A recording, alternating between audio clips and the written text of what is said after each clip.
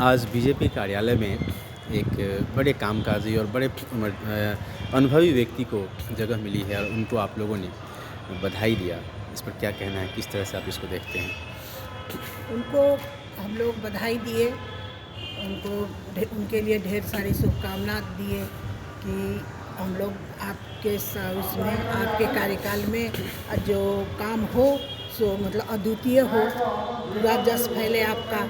और साथ ही हम लोग ने महिलाओं ने उनको बुके, मिठाई और फूल माला सब दे के, तौलिया गमछा दे के उनको हम लोग स्वागत किए और विश्वास दिलाए कि पूरी नारी शक्ति, महिला शक्ति आपके साथ है, आपकी सोच के साथ है और आपके विचार के साथ है।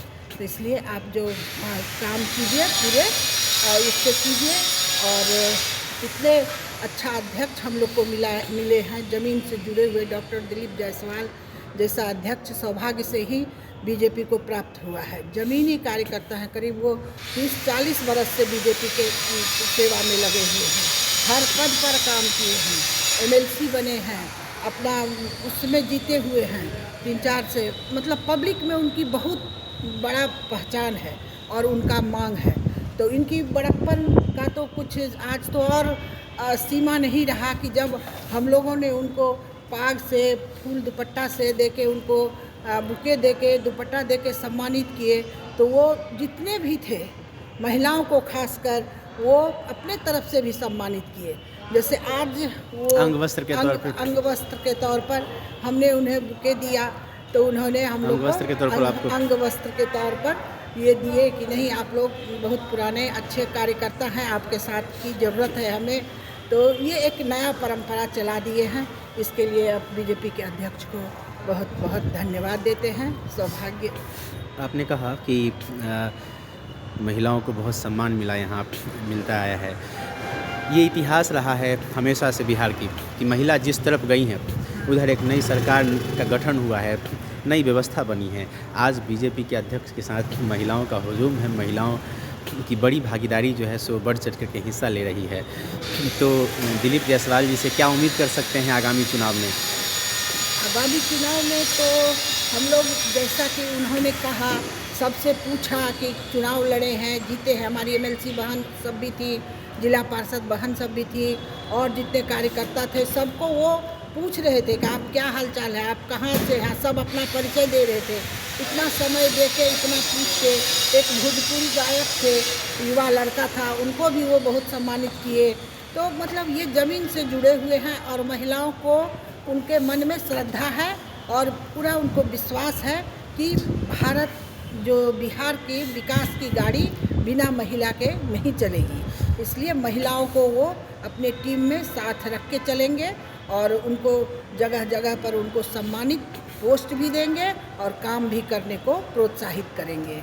ये हमारा ऐसा हम लोग को लग रहा है कि ये करेंगे। और आज जो है मिलर हाई स्कूल के मैदान में युवा चौपाल लगा था, जिसमें मुख्य अतिथि के तौर पे माननीय तेजस्वी यादव जी थे और उन्होंने अपने भाषण के दौरान ये कहा कि नीतीश कुमार जी को अब रिटायर होना चाहिए। नीतीश कुमार जी अब बूढ़े हो गए हैं, अब इन्हें पोस्ट पर बने रहना मतलब बिहार की गरिमा के साथ खेलने के जैसा होगा। उनके शब्दों के बयान से ये लगा, तो अब उनको अवकाश लेना चाहिए। तो एक तरह से नीतीश कुमार जी आपके एनडीए के एक मतलब दिग्गज नेताओं में से हैं और एनडीए का एक नारा भी है कि हमारे मुख्यमंत्री, आगामी मुख्यमंत्री भी वही होंगे।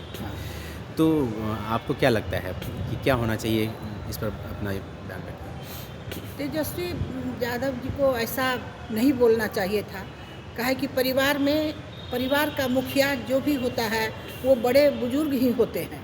तो अभी एनडीए गठबंधन के ये माननीय नीतीश कुमार जी वो बुजुर्ग नेता हैं, उम्र होने से क्या है, अनुभव भी तो उनके साथ है। तो अनुभव का, अपने अनुभव से लेकर वो सरकार को, बिहार सरकार को चलाएंगे। तो अनुभव के लिए हम लोग, उनका रहना ज़रूरी है। और ये बूढ़े हो गए, बेकार हो गए, ये तो उनके पार्टी का सोच है कि जो उम्रदार हो जाए उनको हटा के आप अपना काम कीजिए। ये ऐसा नहीं है। ये बीजेपी पार्टी है जहाँ हर उम्र के लोगों को काम का सम्मान दिया जाता है या किया जाता है। और 25 जो आ रहा है उसमें माननीय हमारे बिहार के सीएम एनडीए के गठबंधन के उम्मीदवार श्री नीतीश कुमार जी वो मुख्यमंत्री बनेंगे और एनडीए पूरा उनके साथ है। ये उनको नहीं बोलना चाहिए, काहे कि उनके भी पिताजी जो हैं आदरणीय लालू प्रसाद यादव जी वो भी बूढ़े हो गए हैं, तो क्या इसका मतलब है कि उनको वो हटा देंगे?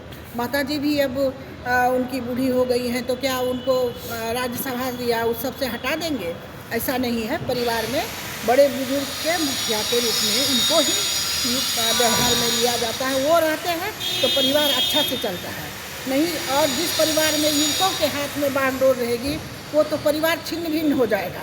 परिवार उनको तो अनुभव है नहीं, तो वो अपना परिवार के लोगों के बात में ही उलझ जाएंगे और देश समाज के बारे में वो कुछ नहीं सोचेंगे। लेकिन हम लोग का जो ये मुख्यमंत्री होने वाले हैं 25 में नीतीश जी, तो वो जो हैं वो अनुभवी हैं और उनका रहना ज़रूरी है। अच्छे करेक्टर के हैं, तो उनका विकास की गंगा अभी पूरे बिहार में बह रही है, तो उनको रहना ज़रूरी है।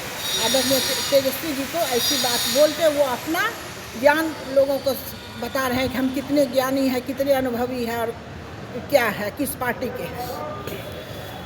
बिहार में महिलाओं के साथ आज भी इतने सारे नियम बन गए, लेकिन आज भी कहीं न कहीं से सुनने को मिल जाता है कि महिला मतलब बलात्कार, तो घर से निकलने की समस्या कि महिला है बाहर जाएगी तो ऐसा वैसा होगा।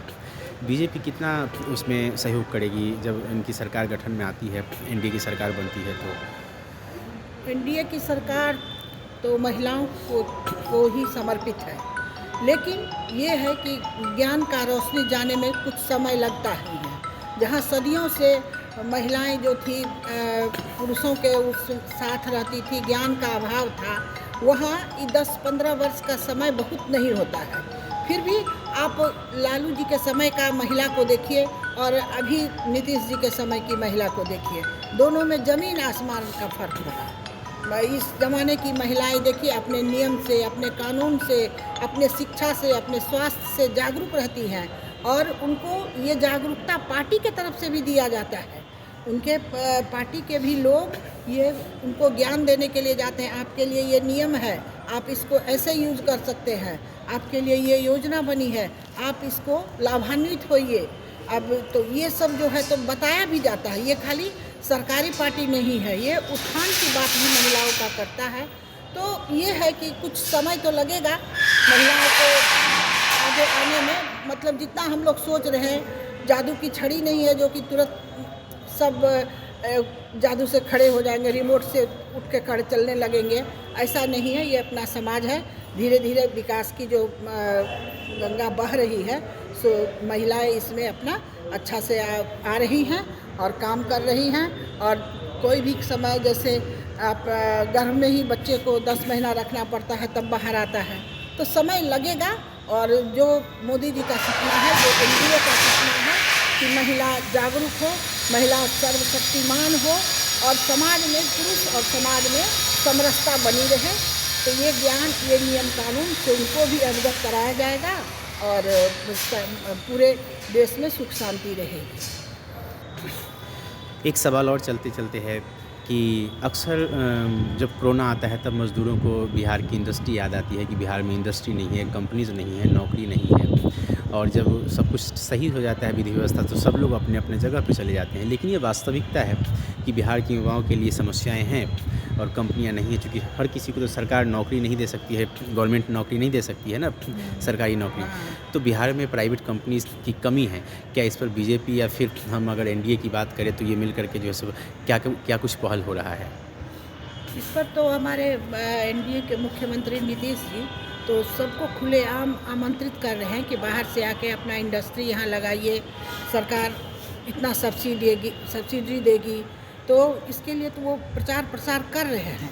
लेकिन ये जो पुराने समय में लालू जी के सरकार से जो हैवक बन गया था, वो धीरे धीरे टूटेगा। और इस वर्तमान सरकार तो काफ़ी एक्टिव है, जैसे चीनी मिल का कारखाना खोलने के लिए एक्टिव है, बहुत हद तक हो गया है, 1-2 तो खुल भी गया है, जो कि उसी समय से बंद था, 25 वर्ष से। तो इसके लिए ये काम यहाँ करेगी और हमारी सरकार जो है वो उद्योग को प्राथमिकता दे रही है। उसके लिए हर तरह के विकास में जो छूट मिलना चाहिए, जो सुविधा मिलना चाहिए वो देगी। इसके लिए युवकों को सामने आना पड़ेगा और थोड़ा सा कॉरपोरेट कल्चर जो है उसको यहाँ भी अपना शो करना होगा कि पढ़े लिखे डिसिप्लिन में रहें, बात अपना पूरे शालीनता के साथ करें। तो इससे यहाँ और बाहर के लोगों को विश्वास आएगा कि नहीं, अब यहाँ के युवक भी काफ़ी रिजनेबल हैं और समझदार हैं कि कैसे बिजनेस किया जाता है, कैसे लोगों से मिला जाता है, कैसे हम काम कर सकते हैं। तो युवकों के लिए ये अच्छा समय आने वाला है। जैसे अभी कह रहे हैं ना मोदी जी कि हमको 1 लाख युवक चाहिए, 1 लाख युवकों की हमको ज़रूरत है। तो किसके लिए? हर तरह ये जो काम है उनको सिखाने के लिए, उनको कल्चर में लाने के लिए, उनको एक्टिव बनाने के लिए ही है। तो इसके लिए फैक्ट्री सब यहाँ बिहार में खुलेगा। क्योंकि इसकी परिस्थिति बिहार की कुछ ऐसी है कि बाढ़ सुखाड़ का प्रॉब्लम रहता है, पानी आ जाता है, लेकिन पुला रोड ये सब बन के इतने तरफ से बिहार को मजबूत कर रहा है कि अब फैक्ट्री को रखना आसानी से हो जाएगा। लोग यहाँ फैक्ट्री खोलने के लिए आएंगे और जो बंद होगा वो चालू भी करेंगे।